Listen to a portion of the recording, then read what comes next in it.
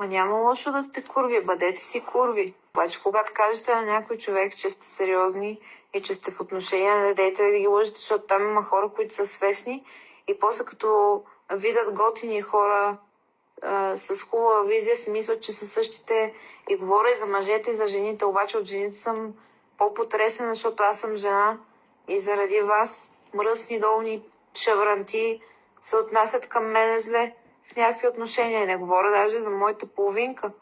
Говоря като цяло мъжете, че сте ги погносили. Мръсни, гадни и изроди такива. Направо ще горите в ада за това, казвам ви го. Защото прецаквате цялото общество, вие сте бъдещите майки и изроди мръсни, гадни. Вие трябва да сте искрени. Значи като че курвете, имайте си топки и си кажете, че сте курви, бе. Спрете да лъжете тия мъже. Motherfucker.